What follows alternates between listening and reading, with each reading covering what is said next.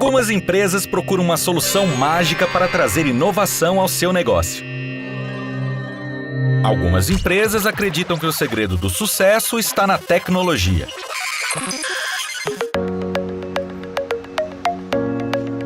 Mas as empresas mais competitivas e modernas sabem que o melhor investimento são os jovens talentos. Aprendizes e estagiários trazem a liberdade, a criatividade e a garra de quem está começando a construir uma carreira e quer provar todo o seu potencial. O CIEE possui toda a experiência para auxiliar qualquer empresa a criar um programa de estágio e aprendizagem. Qualquer empresa mesmo. Entre em contato agora com o CIEE e dê um upgrade no seu negócio. CIEE, transformando vidas, construindo o futuro.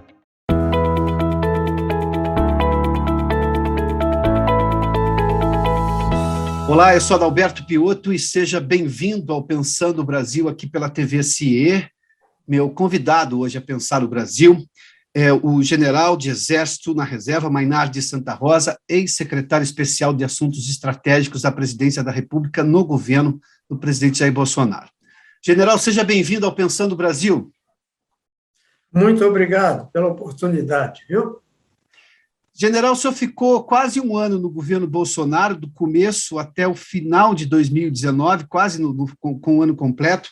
O senhor passou justamente por uma área que discute estratégia para um país, e eu tenho aqui dentro da minha lógica, e o senhor, por favor, fique à vontade de me corrigir, que uma Secretaria de Assuntos Estratégicos é exatamente aquele órgão que liga, por exemplo, projetos que vêm de várias áreas do governo, como relações exteriores, economia, infraestrutura, agricultura, educação, defesa, meio ambiente, até, obviamente, a decisão, a última palavra da Presidência da República. Como foi a sua experiência? E já coloco uma segunda pergunta nesta primeira. Qual é a sua visão estratégica para o país? O que devemos fazer e como devemos fazer, levando-se em conta, óbvio, nossos anseios históricos, o tamanho que temos e a importância que temos para o mundo, e, claro, esta nova realidade que foi bastante modificada devido à pandemia. Bem, foi uma experiência bastante rica, porque me permitiu ver o país de cima e, então, identificar as principais necessidades estratégicas e, com isso, propor soluções a longo prazo para criar, digamos assim, um projeto de nação, porque, infelizmente, o Brasil não dispõe de um projeto de nação. O nosso país ainda não sabe o que quer. Na verdade, não sabe o que é, nem o que quer, sabe? Então, nós temos essa dificuldade. Quando eu cheguei no governo para ocupar a Secretaria de Assuntos Estratégicos, eu verifiquei que a maior dificuldade existente era a falta de conhecimento, porque existe muito conhecimento, digamos assim, superficial, difuso no meio ambiente, mas falta profundidade de conhecimento, principalmente no campo da estratégia. Então, nós formulamos uma agenda estratégica inicial, que foi aprovada pelo presidente no dia 7 de janeiro de 2019, e procuramos focar os nossos estudos em função daquela agenda que eu, quando despachei com o presidente, falei que era uma agenda que vinha reprimida, porque, ao longo do tempo, ela vinha sendo evitada pelos governos sucessivamente. E aí, com isso, o presidente concordou com a ideia, mas eu creio que ele não entendeu bem o alcance do projeto, porque o nosso trabalho seria visando o longo prazo e a integração de esforços de diversos ministérios para atingir essas metas ao longo do tempo, e demandava pelo menos aí 10 a 20 anos para se começar a sentir os efeitos dessa agenda. Enquanto isso, eu tratei de organizar a SAI no sentido de criar um observatório estratégico para que a gente pudesse sondar no ambiente estratégico, do pensamento estratégico nacional, a gente pudesse então, sondar as aspirações, os interesses e, digamos, os aspectos essenciais desse campo, para que a gente fosse atualizando essa agenda ao longo do tempo. Sabe? Mas, infelizmente, não houve compreensão e a nossa tentativa de incluir essa agenda de 7 itens no PPA não teve sucesso.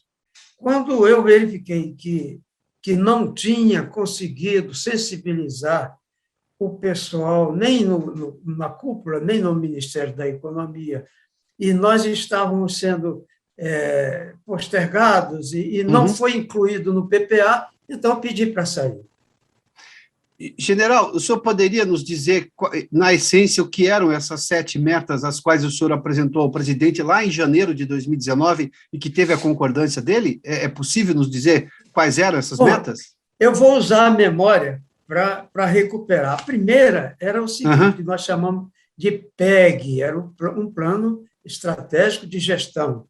O primeiro era nós lançarmos um satélite nacional com um veículo lançador nacional até o final do governo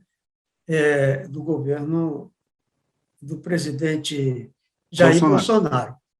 E digo isso porque, na década de 80, nós estávamos à frente da Índia nesse campo.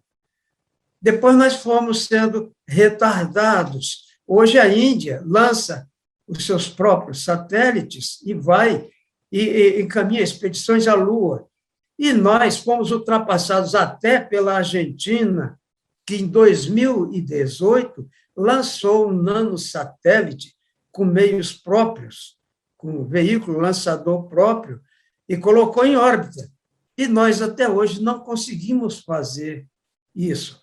A minha ideia era que nós encurtássemos o tempo e com a questão de prioridades, focássemos um esforço no sentido de atingir essa meta até o final do governo Bolsonaro. Esse era o primeiro plano estratégico, o primeiro PEG. O segundo é o seguinte, nós temos no Brasil, o Brasil atualmente é o 6º produtor mundial de urânio.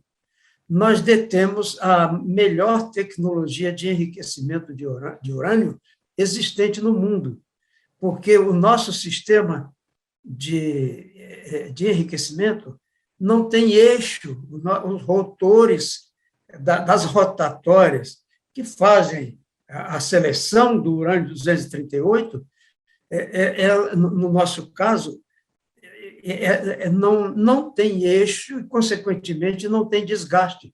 E tudo gira em torno de um campo eletromagnético que foi concebido pelos cientistas da Marinha, certo? E isso uma desperta curiosidade dos Estados Unidos, da Rússia, da Inglaterra, da França. Todo mundo gostaria de saber isso. É o processo mais barato, mais econômico, e ele não tem desgaste, sabe? Mas, apesar de tudo isso, nós até hoje continuamos importando urânio da Inglaterra e do Canadá. Nós não conseguimos industrializar esse processo. Ele não saiu de laboratório. Sim. Não saiu do piloto, do projeto piloto. E a minha meta era que nós passássemos para a fase seguinte e passássemos a nos tornar autossuficientes e exportadores de urânio enriquecido. Isso aí era o PEG número 2. Sabe? Nós tínhamos outros PEGs, por exemplo, a ideia era, a um custo, digamos, que nós estimávamos em torno de 30, 40 bilhões, extinguirmos as moléstias tropicais do Brasil. sabe? Isso Sim. é possível, já há conhecimento para isso. E isso seria uma vantagem imensa para as populações, principalmente do Norte e do Nordeste. Claro. E, Um ganho econômico quando se resolve o problema de saúde, seguramente. claro, e além disso, nós passaríamos a exportar a solução desses problemas para os países do hemisfério sul, né? Clientes potenciais, assim como dos países da Ásia, o Brasil teria um ganho enorme. Isso também, e precisavam fazer algumas coisas, por exemplo, integrar os bancos de dados dos centros de pesquisa já existentes, Uhum. atribuir metas para os cientistas que trabalham isoladamente ao seu arbítrio atualmente e aumentar os recursos por intermédio do Fundo Nacional de Desenvolvimento Científico e Tecnológico, para que essas pesquisas, tendo metas, tivessem prazos e nós pudéssemos, assim, planejar mais concretamente a erradicação da malária, da leishmaniose, da blastomicose, das blastomicoses que existem na parte norte do país, e, assim, e outras moléstias, como o mal de Chagas, nós poderíamos, digamos, erradicá-lo no Brasil. Depois me contestaram que erradicar não seria o nome, seria eliminar, porque para erradicar teria que ver os focos do resto Sim. do mundo, mas é uma polêmica que não é o caso. Então, esse era outro projeto. O outro projeto era o seguinte, era nós racionalizarmos o aproveitamento dos recursos minerais do país. O Brasil, até hoje, só mapeou 30% do território nacional.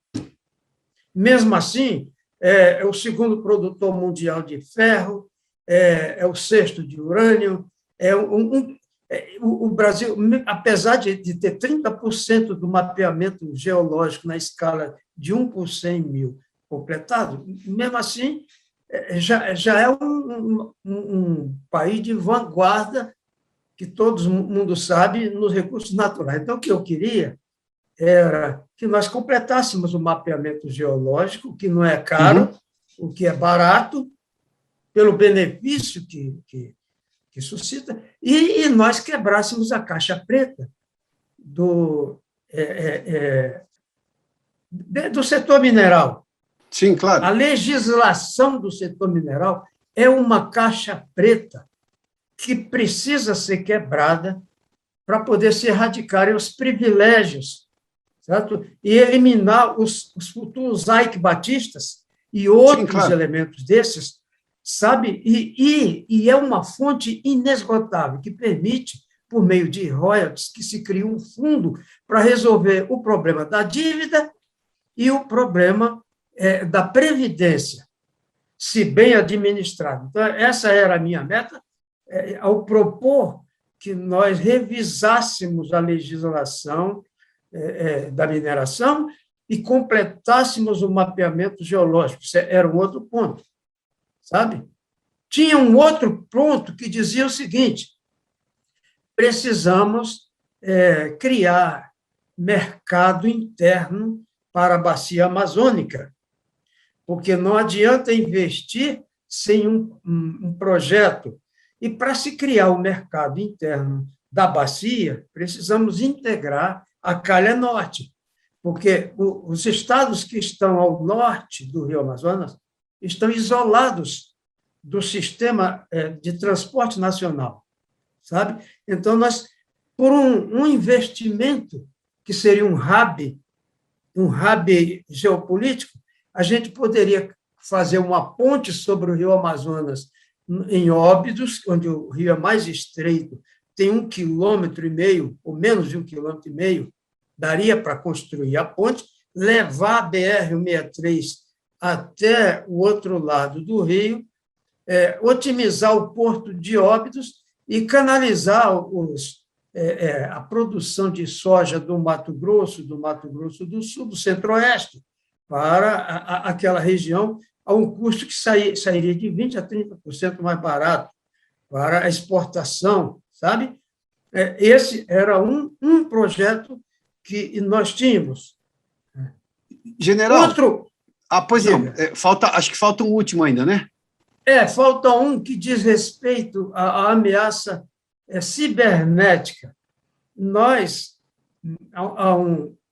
numa questão assim de integração de esforços, poderíamos ter um plano de integração cibernética no país que nos dava uma proteção bastante saudável se conseguíssemos integrar tudo num comando de defesa cibernética nacional, integrar o setor público e o setor privado no mesmo, para permitir a defesa dos ataques cibernéticos, que em 2019, quando eu estava no governo, estatisticamente, nós tínhamos uma média de 5.000 ataques dia, sabe?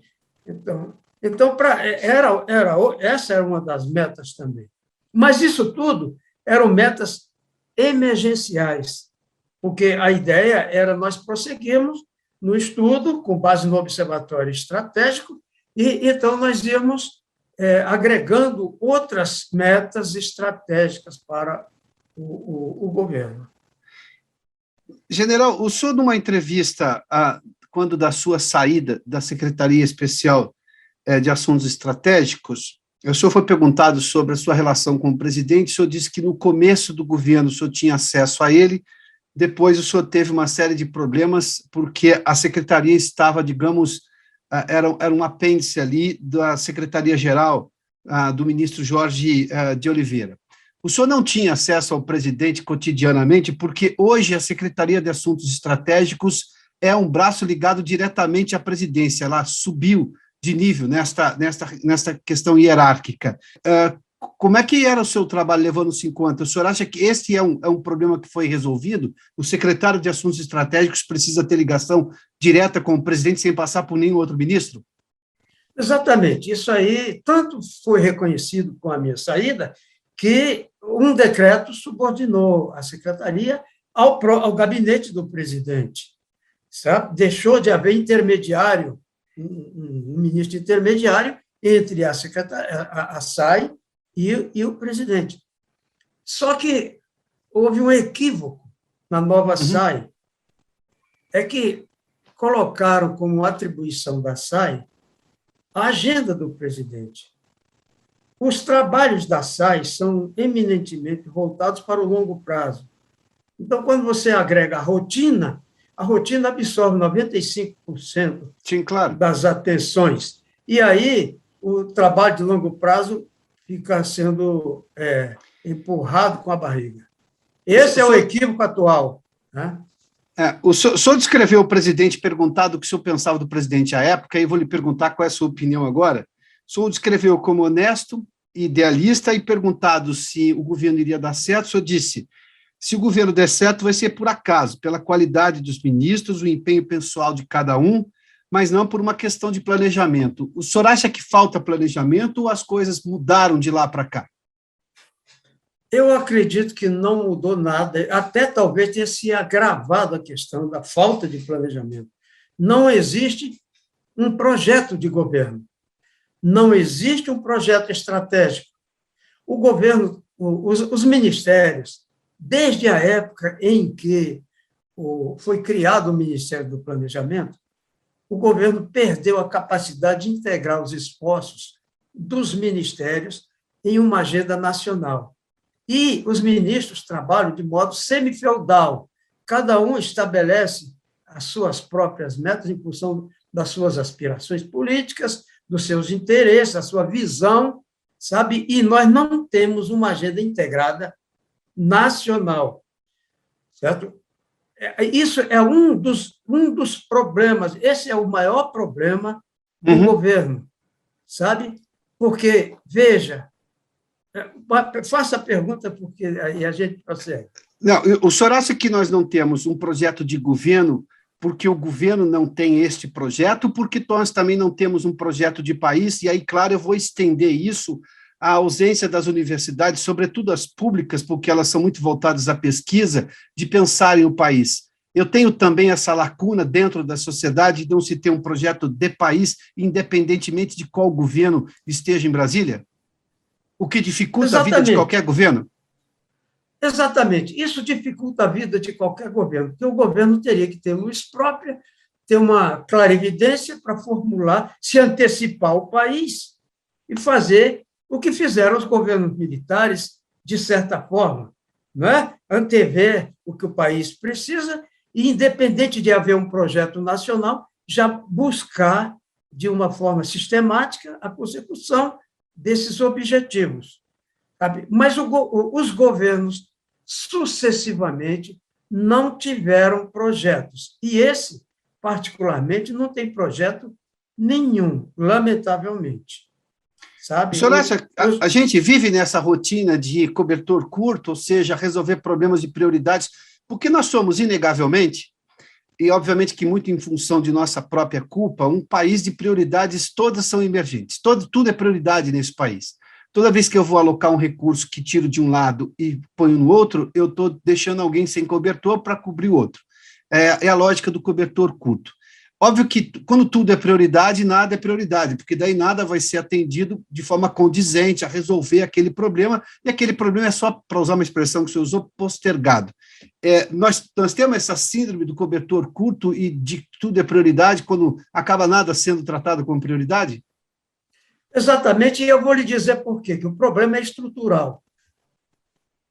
A regra do jogo que rege juridicamente o país não é adequada às necessidades do país. Hoje, a Constituição de 88 não consegue atender às necessidades de gestão do país, de gestão política do país, sabe? E eu vou indicar objetivamente o porquê da minha afirmação. Veja só, a partir de 88, as corporações, com a sua influência no Congresso, avançaram no orçamento federal e criaram servidões, sabe? É o que se chama de verbas carimbadas. Hoje, nós estamos com 92% do orçamento federal carimbado. O presidente, o Poder Executivo, dispõe de 8% apenas do orçamento federal para a manutenção dos ministérios, digamos, o custeio dos ministérios e os investimentos que o país precisa. Como o custeio absorve 5,4%, ou melhor, 5,6% desses 8% que sobra, fica 2,4% para investimento, ou seja, em torno de 20 bilhões, quando o Brasil precisa de 200 bilhões por ano, e ele só dispõe de 20. Então, se nós não desengessarmos o orçamento, se nós não revisarmos tudo isso, nenhum presidente, nenhum governo terá capacidade de resolver o problema. Então, o governo Temer partiu para uma solução criativa.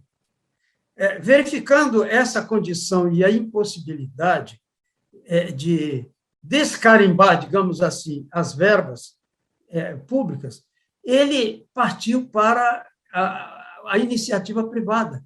Aí foi criado pela mente brilhante do Moreira Franco, não questiono outro, não vou fazer outros questionamentos, mas a concepção dele foi muito inteligente. Ele criou o PPI, é o Programa de Parceria de Investimentos, que faz concessões à iniciativa privada, e a iniciativa privada, então, com recursos que ela detém, ela financia os projetos de interesse do governo. Então, se você observar, 90% das obras que são inauguradas atualmente, dos projetos que são apresentados ao país atualmente, vêm de recursos da iniciativa privada. O que é uma meia-sola? Nós precisamos desengessar o Estado para ele ter a capacidade de investir novamente e congregar esforços públicos e privados no desenvolvimento do país. General, então, me permita, até porque nós tínhamos um problema de não continuidade, este programa acontece ainda no atual governo. Veio do governo Temer como uma alternativa, levando-se em conta o engessamento do orçamento público. Eu tenho visto isso no Ministério, a gente tem visto isso no Ministério de Infraestrutura do ministro Tarcísio. Há uma série de concessões, sobretudo no setor de cabotagem, de portos, aeroportos e também agora ferrovias, rodovias, inclusive, ferrovias, o que é extremamente importante, isso é estratégico. Um país desse tamanho não fazia nenhum sentido ter tão poucas ferrovias. E eu tenho, por parte do governo, no Ministério da Economia, esta visão de querer desindexar, descarimbar, para justamente ter uma possibilidade maior de que o governante de plantão tenha este poder que ele promete lá na campanha, é eleito, e depois ele chega e tem 2,4, o senhor disse, né, do orçamento para poder fazer investimento. Eu não estou tendo uma continuidade, isso já não é um plano que está sendo feito de longo prazo, porque a continuidade já não nos leva à ideia de uma melhora nessa percepção da gestão pública? Exatamente. Eu não posso lhe dizer, não tenho condições de lhe dizer se esse engessamento foi proposital ou se foi uma sequência natural, certo? Um desregramento natural das corporações e dos políticos no sentido de atender aos seus próprios interesses, sabe? Eu não tenho condição de lhe dizer se foi premeditado ou se foi um desenvolvimento natural. Como a regra do jogo permite que se faça isso, tiraram do executivo a sua prerrogativa mais necessária para fazer a gestão, que é a liberdade de ação. Foi tirada do executivo. Nós temos uma Constituição de 88. Isso. Porque nós temos uma Constituição praticamente parlamentarista, num país que tem regime presidencialista. O senhor sabe, general, que toda vez que eu vejo uma eleição, depois de ter estudado a Constituição de forma técnica e ouvindo constitucionalistas que a conhecem profundamente pelo lado do direito, eu me perguntava, cada vez que via uma campanha presidencial, o presidente prometendo mundos e fundos. Eu falei, poxa, mas ele está prometendo, mas no mínimo ele vai ter que combinar com o Congresso. Porque o Congresso ele vai precisar de autorização do Congresso, seja por uma reforma que precisa de 2/3 na Câmara, no Senado, 2 turnos na Câmara, 2 turnos no Senado e uma série de comissões. Seja por uma série de coisas. E hoje nós temos um Supremo extremamente ativista também em relação a ações tanto do Legislativo quanto do Executivo, ainda mais. O senhor acha que piorou esse lado pela lógica da capacidade administrativa do presidente, do ocupante do Planalto? Com certeza piorou. Com certeza, porque agora existe uma prevenção a tudo que parte do executivo. Então, esse sentido assim de cercear a liberdade de ação do executivo, ele se tornou candente, se tornou sensível. O presidente não consegue fazer nada, porque tudo que ele propõe é questionado. General, como é que é o presidente Bolsonaro no trato pessoal? Ele é uma pessoa de fácil trato? Ele é difícil de lidar? Quando o senhor ia apresentar planos, sobretudo estratégicos de longo prazo, essa discussão era rica? Como é que era essa relação sua com o presidente? Como é o presidente nesse trato do dia a dia? Eu tive poucos contatos dentro dessa agenda com o presidente, mas posso lhe afirmar o seguinte: o presidente é uma pessoa de fácil trato, sabe? O problema é que ele, infelizmente, não se preparou para o cargo. E ele não consegue se concentrar durante mais de 5 minutos num assunto profundo. Então, ele começa a devagar. E aí você tem que se antecipar, você tem que ir direto no ponto, e aí fica difícil convencer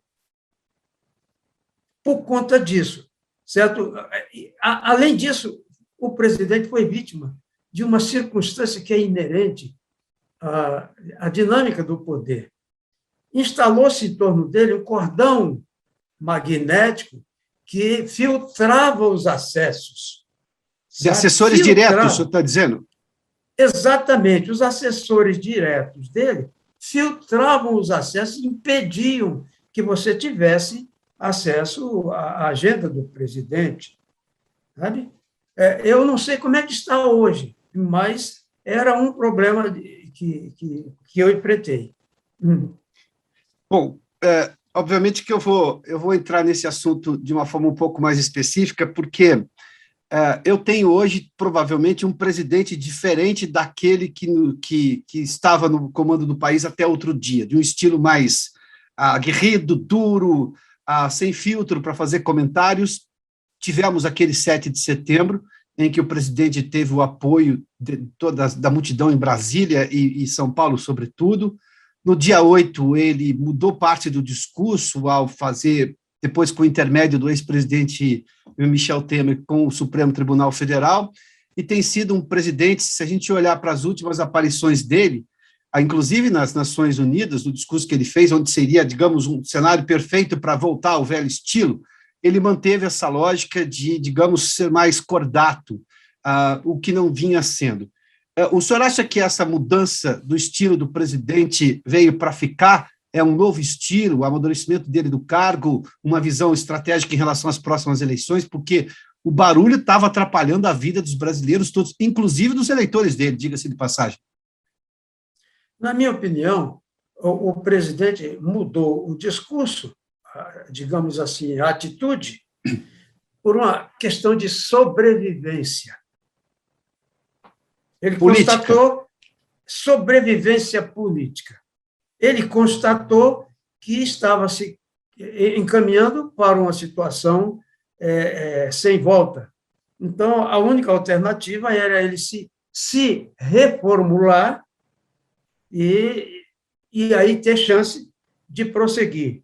Então, a questão de sobrevivência. Por conta disso, ele deve continuar com esse discurso mais moderado, menos combativo, né, menos radical em certas proposições, e deve ir até o final agora dessa maneira.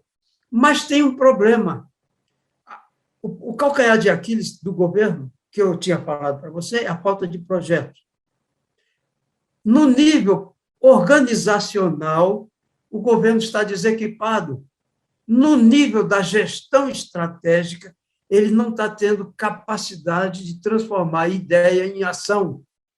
Então, a solução era óbvia, era criar o centro de governo que é proposto pela OCDE, sabe? Porque o centro de governo vai obrigar o governo a ter uma agenda estratégica comum a todos os ministérios, e aí vai permitir a integração de esforços dos ministérios nessas metas que são nacionais. Entende? Então, ele precisa se reorganizar, criar um centro de governo com o epicentro na Casa Civil, colocar um ministro da Casa Civil com personalidade adequada para a gestão estratégica e fazer essa agenda funcionar. General, eu obviamente não vou tirar a razão do senhor e concordo plenamente que eu tenho na figura do presidente da República quem deve ser exatamente o líder dessa nova lógica do país, dessa nova lógica brasileira.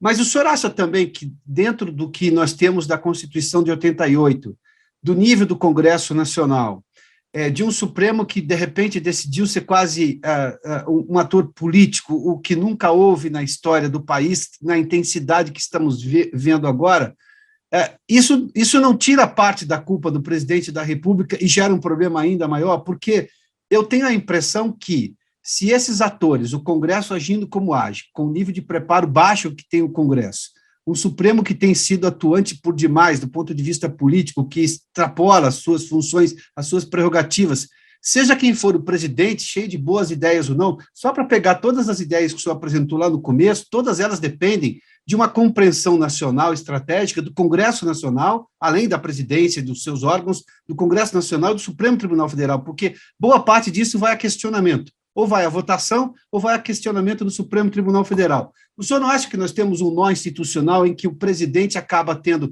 não só um orçamento pequeno, como o senhor disse, de 2,4 para realmente poder investir, como um poder cada vez diminuído? E, obviamente, a gente fica sem rumo, porque não será o Congresso Nacional a propor essas soluções estratégicas e muito menos o Supremo Tribunal Federal. concordo com você que as culpas, entre aspas, são diluídas pelos três poderes. O executivo não tem projeto. O legislativo age por omissão. Ele se omite nas principais questões nacionais. E o Supremo age por intrusão nas atribuições dos demais poderes. Sabe? Então, existe uma distonia, uma desarmonia entre os três poderes. Sabe? E isso justifica a inação, ou a inapetência, ou o que for, do executivo. Justifica não, explica, porque nada justifica. Mas, se você observar a produtividade do governo Temer até ocorrer aquele episódio da JBS, você vai ver que ele, apesar de todas essas circunstâncias que você citou, certo? De militância do Supremo, de omissão do Legislativo, apesar disso, ele fez um trabalho que eu considero muito bom. Até aquele momento, ele vinha fazendo uma agenda muito boa para o país. Então, é isso que eu queria dizer para você. As três partes, os três poderes, têm culpa no imbróglio atual. Nós precisamos substituir essa Constituição por uma mais eficiente, mais enxuta, certo? E que distinga a função dos três poderes. General, indo para as últimas perguntas, os militares participaram, obviamente, dos governos militares, foram os governos naquele momento, saíram por uma decisão que foi negociada, tivemos a redemocratização, os militares de verdade só voltaram ao poder em número bastante substancial agora no governo Bolsonaro, que é um ex-militar, mas um político já de longa data. Até que ponto o senhor acha que a participação dos militares no governo tem sido positiva?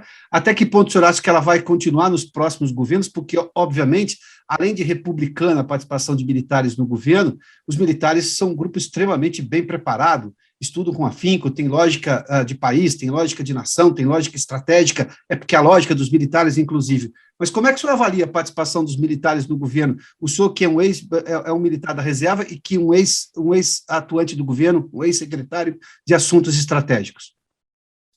Veja só, o papel dos militares, eu entendo que é bastante relevante na construção desse projeto nacional, porque os militares conhecem o país.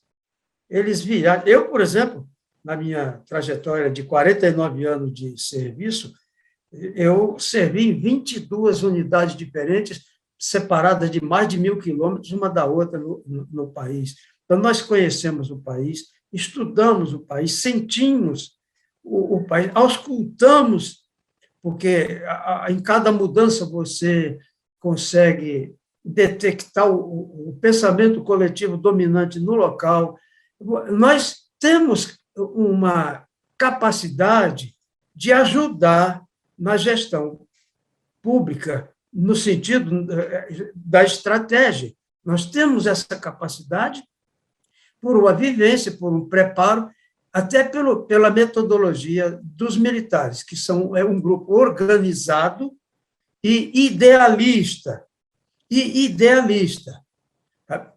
O que aconteceu com o governo Bolsonaro é que ele não tinha quadros políticos capazes de mobiliar as necessidades do governo. Então, ele se socorreu dos militares. Foi uma solução emergencial.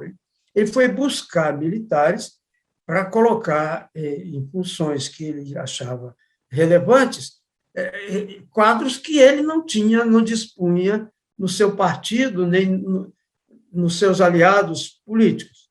Ele usou os militares. Então, isso está mostrando que os militares podem ser bastante úteis nessa contribuição para o país, desde que se omita o lado ideológico, preconceituoso da questão. No Brasil, os militares foram colocados de lado, desde a redemocratização, colocados de lado, não tinham chance de participar de nada, por uma questão de preconceito político e ideológico. Entende? Então, isso deveria desaparecer de forma que se desse oportunidade a quem tem talento, a quem tem capacidade, a quem pode ajudar, seja ele civil ou militar, independentemente. Aí sim, aí a gente pode otimizar os quadros do governo. General, uma última pergunta, por gentileza. Na sua visão estratégica de país, com o conhecimento acumulado desses 49 anos de serviço que o senhor fez menção, o general Santa Rosa chegou ao mais alto posto do Exército Brasileiro como general de Exército atualmente na reserva. Qual é a visão que o senhor imagina, o que o Brasil deve defender internacionalmente como uma posição diplomática? Porque nós somos gigantescos, nós somos uma potência agrícola, e isso quer dizer muita coisa, nós temos reservas de água doce 20%, se não me engano, só na região amazônica, nós somos hoje, temos hoje o maior bioma do mundo, que é o bioma amazônico, nós temos uma série de coisas que são hoje, que têm valor hoje imensurável no mundo. Meio ambiente, oferta de comida, de água e por aí vai. Não somos ainda desenvolvidos tecnologicamente, como, por exemplo, outros parceiros comerciais que temos. Mas o presidente foi agora recentemente à ONU, fez um discurso, boa parte do discurso ele falou para o Brasil, ele falou para o público local, mas não deixou de estar lá e defender algumas posições. Como é que o senhor imagina que deve ser a defesa deste país enquanto uma nação que vai, obviamente, buscar o seu lugar no mundo e ganhar mais influência, ou pelo menos se projetar com o desejo de ter mais influência? Primeiro, o brasileiro tem que conhecer o Brasil. O Brasil tem que conhecer-se a si mesmo, tem que ter uma identidade nacional que ainda não está consolidada. O Brasil, sociologicamente, ainda é um adolescente, é um ator ainda adolescente do cenário internacional. Nós ainda não ganhamos a maturidade, essa que é a verdade. No entanto, tivemos o privilégio de ter um talento, como foi o caso do Barão do Rio Branco, que estabeleceu uma diretriz perfeita para o Brasil. Sabe, o Brasil não ingerir em assuntos internos de outros estados, as relações serem pragmáticas em função do interesse nacional. O Brasil está integrado na órbita dos países de cultura ocidental, sabe? Enfim, o Brasil tem um perfil ligado ao Ocidente, mas que trate do seu interesse e que tenha conhecimento da sua grandeza. Eu diria para você que o Brasil é o país que tem as maiores vantagens comparativas no mundo hoje. Só o brasileiro que não sabe. É um país que tem a possibilidade de 3 safras por ano, sabe? Ele tem clima, terra, espaço e tecnologia para fazer isso e se tornará, brevemente, no maior produtor de alimentos do mundo. Eu até diria para você, se quiser entrar em mais detalhes sobre esse ponto das vantagens comparativas, vê aquela palestra brilhante do professor Luiz de Almeida Marins, o antropólogo, sabe?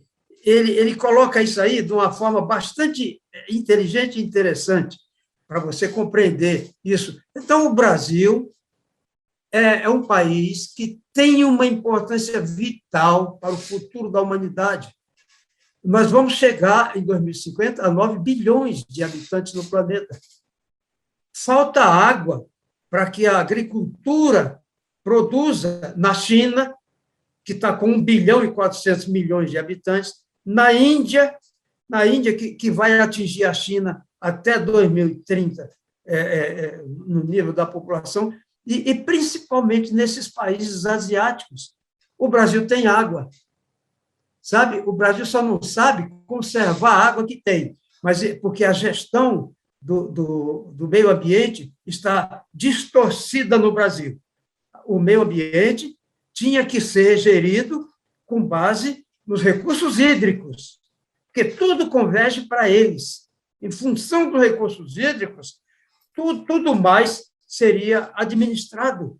Sabe? Uhum. E aí o Brasil está se regendo por ideias alienígenas na gestão de uma área tão importante como essa daí, do meio ambiente.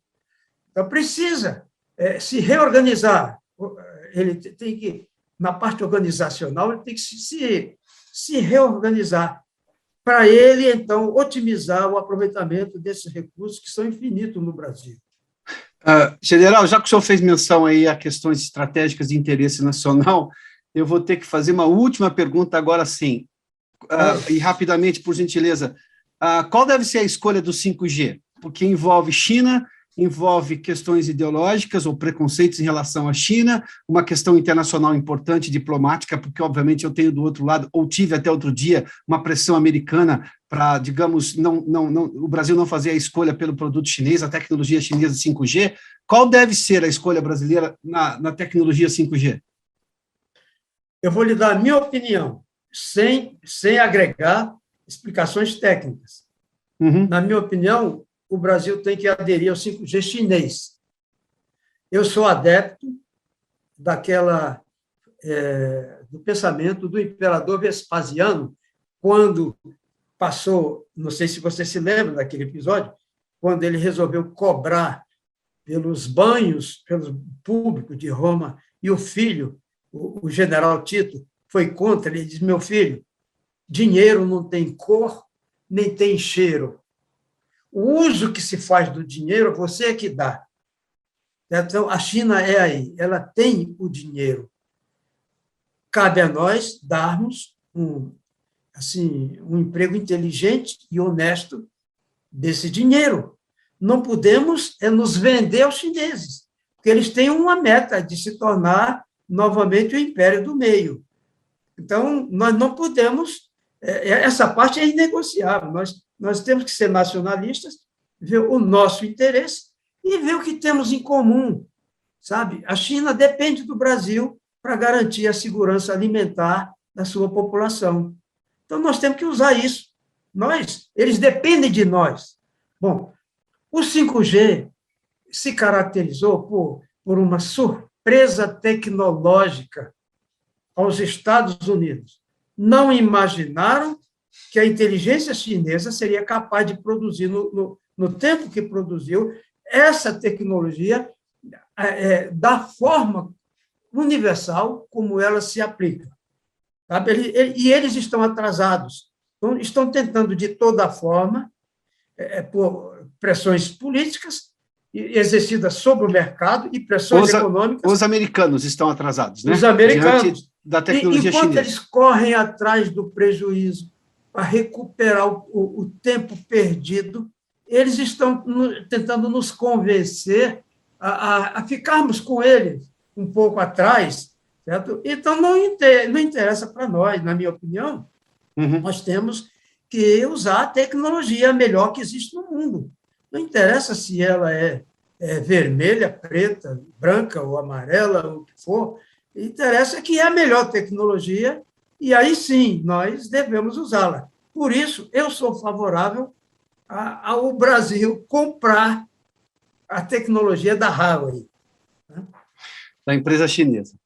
General Maynard Santa Rosa, ex-secretário especial de Assuntos Estratégicos do governo Bolsonaro, no primeiro ano do governo Bolsonaro, general do Exército, hoje na reserva. Muitíssimo obrigado pela gentileza da entrevista aqui ao Pensando no Brasil, por se juntar a nós. Obrigado, general. Muito obrigado pela oportunidade. E estou sempre à disposição, que o nosso país precisa do debate. Muito obrigado. Muito obrigado uma vez mais.